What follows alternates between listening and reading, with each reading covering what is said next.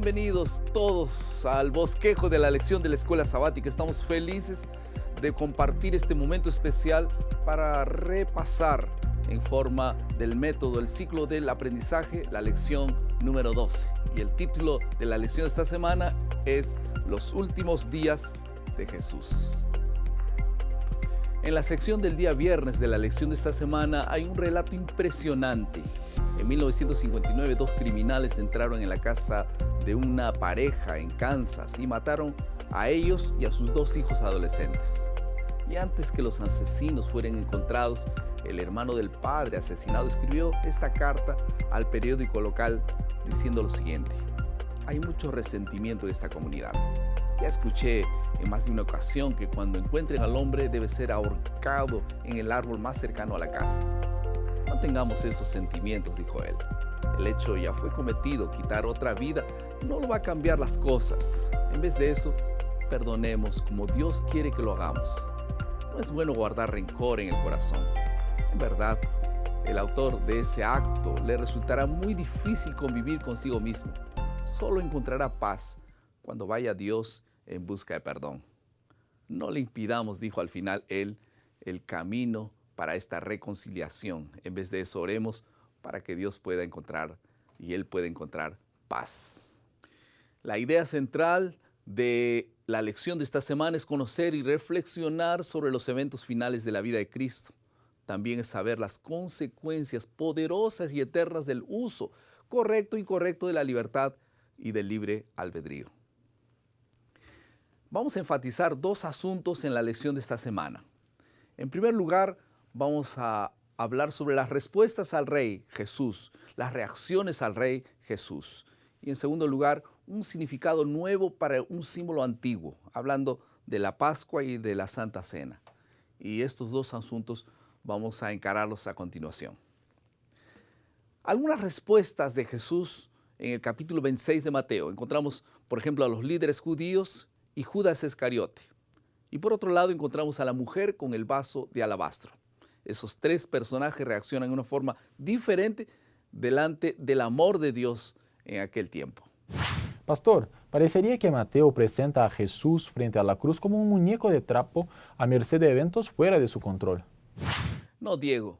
En realidad Jesús está al control de todos los eventos. En el capítulo 26 del libro de Mateo nosotros encontramos que Jesús advierte claramente cuál será el futuro que él pasaría. Y él dice allí, será entregado para ser crucificado. Él sabía. Y en repetidas oportunidades se repitió que conoce bien el futuro, conoce bien lo que iba a ocurrir. Específicamente en el capítulo 9, verso 15, encontramos estas declaraciones de Jesús. Jesús no caminó ciego a una trampa. Sabía que uno de los 12 discípulos lo iría a traicionar. Sabía que el resto de los discípulos lo abandonaría. Sabía que Pedro, por ejemplo, lo negaría. Pero Jesús también sabía que vencería sobre la muerte a través de la resurrección, que se sentaría a la derecha de Dios y que finalmente vendría otra vez en las nubes de los cielos para rescatar a sus seguidores. Ese es el asunto principal, el punto central del libro de Mateo. Aunque Jesús está al control de los eventos y que podría huir de la cruz, Él eligió cumplir las escrituras que dicen, así debe suceder.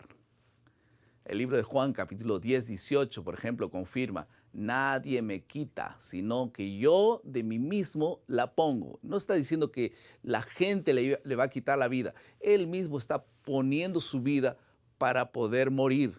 Por eso tengo poder para ponerla y tengo poder para volverla a tomar. Pero también en aquella ocasión, en aquel tiempo, habían fuerzas que estaban trabajando para impulsar sus propios designios. Por ejemplo, el sumo sacerdote judío Caifás, los otros sacerdotes, como dice la Biblia, los ancianos, todos rechazaban a Jesús y querían matar y querían realmente destruir la vida de Jesús. Todos ellos recibieron una ayuda inesperada, la de uno de los 12 discípulos, Judas Iscariote. ¿Y cuál fue la razón por la cual Judas traicionó a Jesús? Existen algunas razones posibles. Una primera razón es que Judas quería colocar a Jesús en una posición en la que se viera obligado a utilizar sus poderes sobrenaturales para poder destruir a los enemigos. Una otra razón es que Judas estaba chasqueado con Jesús, porque descubrió que Jesús era un hombre de paz y no era un Mesías militar que derrotaría a los romanos.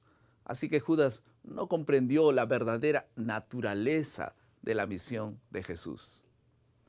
Otra razón podría ser que Judas vio a Jesús como alguien fracasado y lo traicionó para que pudiese ser salvo y no estuviese entre los que serían muertos juntamente con él. Pero la Biblia menciona un solo motivo: el dinero. El dinero mal gastado en la unción, ¿se acuerdan? Cuando él vio a aquella mujer gastando aquel valor, dijo, ¿cómo es posible? Y esto lo frustró mucho, porque él amaba el dinero y pues, seguramente que él quería haber quedado con el dinero de aquel alabastro en vez de aquella unción ocurrir delante de Jesús. Eso da lugar ahora a la reacción de la mujer que ungió a Jesús. Esta unción se realizó 6 días antes de la Pascua. La unción de María tiene un mensaje muy claro. En primer lugar, es un mensaje de inmensa devoción que simboliza gratitud. María demostró amor por aquel que había hecho tanto por ella. Gratitud por devolverle la vida a su hermano Lázaro.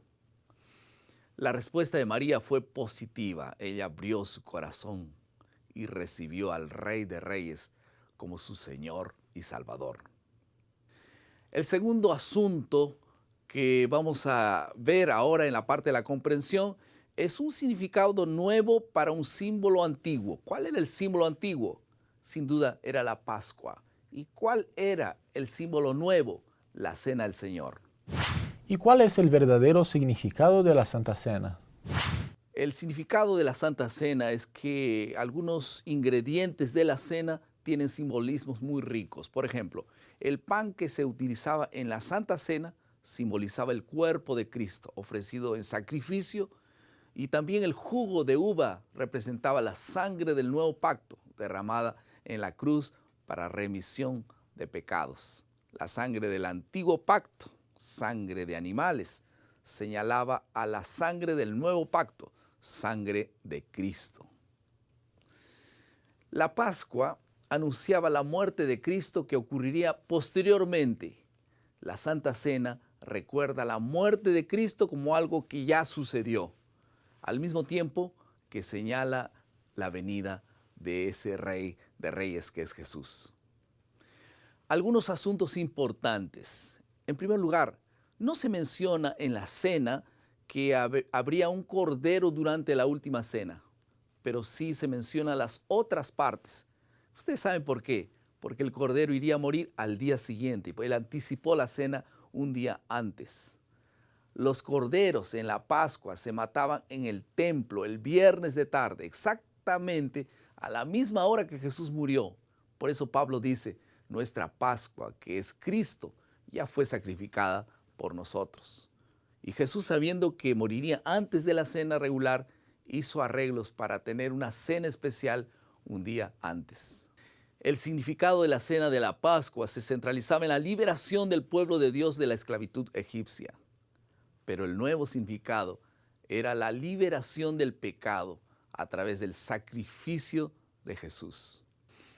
El nuevo simbolismo de la Pascua o de la primera Pascua cristiana señala en dos direcciones, va en dos direcciones: para atrás a la muerte de Cristo y para adelante a su regreso en las nubes de los cielos. Vamos a hablar finalmente un poquito sobre el Getsemaní. ¿Qué ocurrió en el Getsemaní? ¿Cuál es el significado? ¿Qué es lo que Jesús estaba haciendo allí? Él había pasado esa noche orando, y en su oración él dijo una palabra impresionante: si es posible, pasa de mí esta copa, este cáliz. Jesús no estaba teniendo miedo a la muerte física. Cuando oró para que el cáliz o la copa pase de él, en realidad el cáliz que él temía era la separación de Dios. El temor de Jesús en el Getsemaní surge como resultado de que él comprendía el odio que Dios siente contra el pecado. Él no odia a los pecadores, odia el pecado. Es casi insoportable para él convertirse en maldición por el pecado, por quien estaba ofreciendo ese sacrificio. Sentía que el pecado lo estaba separando de su Padre. Vamos a algunas aplicaciones para la lección que acabamos de estudiar. En primer lugar, el bálsamo de María, que los discípulos llamaron de desperdicio, se repite miles de veces en el corazón susceptible de otras personas. En cuanto unos están dispuestos a dar todo por el Señor, su tiempo, sus recursos, su vida, para otros esto es desperdicio, porque dedican su vida, sus energías para cosas pasajeras. Al recordar la historia de Judas, podemos llamar a Jesús de maestro y hasta besarlo mientras estamos tradicionándolo. Una pregunta para reflexionar. Judas perdió el alma por 30 monedas de plata. No vale la pena perder la salvación por un plato de lentejas o por 30 monedas de plata. A fin de cuentas, cualquier cosa que nos desvíe de Jesús o que haga que perdamos la salvación es tan inútil como lo fue el dinero para Judas. Ahora entramos en la última parte de nuestro bosquejo, la creatividad, el resultado de todo lo que hemos estudiado. ¿Cómo vamos ahora realmente a vivirlo? ¿Qué vamos a hacer?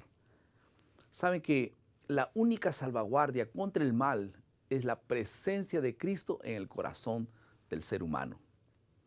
Porque realmente existe egoísmo en nuestro corazón. La tentación tiene poder sobre nosotros. Tal vez la mayor tentación sea entonces simplemente ser negligentes en el encuentro diario con Dios y con su palabra, por supuesto. ¿Qué te parece si decidimos pedir a Dios que nos ayude a tener un encuentro diario con Él a través de su palabra para poder someter nuestro corazón y poder garantizar su presencia santa en nuestra vida, para poder ser victoriosos en el Señor? ¿Qué te parece? Hemos llegado al final de nuestro bosquejo. Esperamos que haya sido una bendición para su vida y también para la enseñanza que usted ha de dar este próximo sábado. Y recuerden siempre, maná, cada día, cada uno, cada mañana, es alimento para la vida.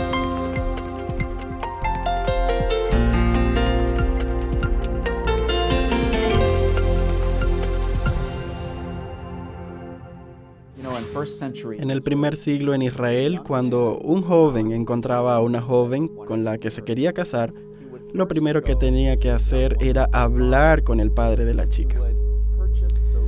Él tenía que ganarse el derecho de pedir a la chica en matrimonio. Él tenía que ir hasta ella,